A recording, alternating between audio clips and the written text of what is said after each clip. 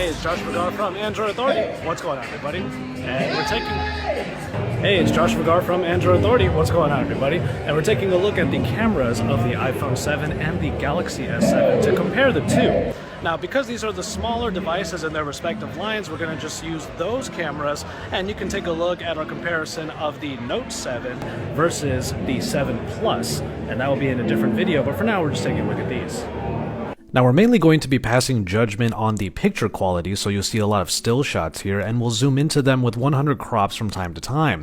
However, in abundant light, for the most part, we found that it's kind of a toss-up between these two cameras. While the Galaxy S7 might tend to saturate a little bit more than the slightly more accurate iPhone 7 in its pictures, we did find that both pictures were actually really pleasing to the eye. We also did a lot of these photos with HDR off, so unless otherwise stated, all of these photos are purely from the sensor and camera app in auto mode without HDR.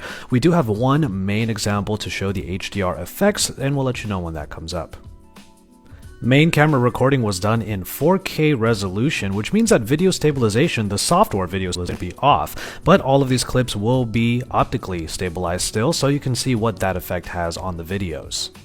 Both cameras use 12 megapixels, and the Galaxy S7 uses dual focus pixels to help with autofocus, which will be shown in a clip in a little bit. But from there you have 4K video recording, and on the front-facing cameras you have the 5 megapixels on the Galaxy S7 and 7 megapixels on the iPhone 7. However, the Galaxy S7 is capable of recording 2K video on the front shooter. How's it going, guys? How's it going, man? How are you? I'm good. Awesome, man. That's an awesome setup right there. I've kind of snuck in and got some bulletproof. I'm not even attending this conference. Now you may notice that the Galaxy S7's front-facing camera is using software stabilization at 1080p. This is mainly to demonstrate how it does have this software stabilization over the iPhone 7, which does not. So in this particular situation, from the top balcony at the NerdBotCon in Pasadena, I was able to zoom into this photo and notice that the iPhone 7 does tend to overexpose just a little bit, while the Galaxy S7 does tend to oversaturate. However, in this picture, the details are captured very well no matter which one you look at. That changes when I'm taking a look at this particular close-up photo, where the close-up, when zoomed in, actually shows that the Galaxy S7 is better at getting the details in the furriness of this little Flareon. Even this awesome rendition of Ash from The Evil Dead was better rendered on the Galaxy S7, which did a better job of sharpening the image, as you can see in the chainsaw hand there, where it's just a little bit softer in the iPhone 7, putting the Galaxy S7 above it in terms of just overall quality. Now when judging dynamic range, I had to keep HDR off, and then I turned it on later to see what the effect would be. In these photos with HDR off, there definitely was a little bit better dynamic range in the iPhone 7, which was able to better expose the darker areas while not blowing out the rest. However, when HDR was turned on, the Galaxy S7 simply blew away the iPhone 7 in terms of its high dynamic range, and also the fact that the HDR on the iPhone 7 is actually quite a bit more subtle.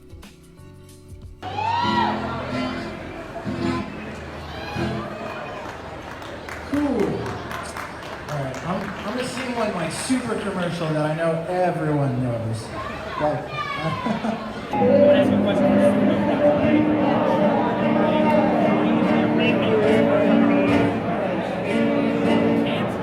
Maybe the tabletop gaming will be more. Let's take one last look at HDR before we get into our few low light shots. Basically, what the Galaxy S7 is trying to do is compensate and kind of over-exaggerate its shadows, while the iPhone 7 is trying to tone down what might otherwise be an already pretty well exposed photo. And as I did mention, the autofocus speed of the Galaxy S7 is actually a lot better than the iPhone 7, mainly because of its dual focus pixels. In this particular example, you can see after tapping on the same area on both cameras while recording video, the Galaxy S7 simply does it a lot faster. And for our final shots, here in this camera comparison, we'll take a look at low light comparisons. The Galaxy S7 does tend to go warmer in its color temperature, but as you can see here in Mega Man, the details and the sharpness overall in the Galaxy S7 is better for its subject. And there's no better place to actually take a look at these low light situations than in a restaurant. A foodie picture is coming up just after this, but you can see via the text on the wall that the Galaxy S7 has better sharpness even if it is a lot warmer in color temperature.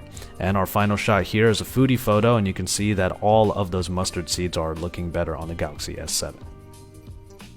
And so there you had for this comparison between the cameras of the iPhones and the Samsung Galaxy S7. The Galaxy S7 did excel in sharpness and detail in plenty of the shots that we saw, but really if you take a look at both of these cameras, you're going to get a good image or video either way. They're both very capable cameras, and you can let us know in the comments below which one you would prefer. Keep it tuned to Android Authority for even more coverage of Android up against the new iPhones, and remember to stay tuned because we are your source for all things Android.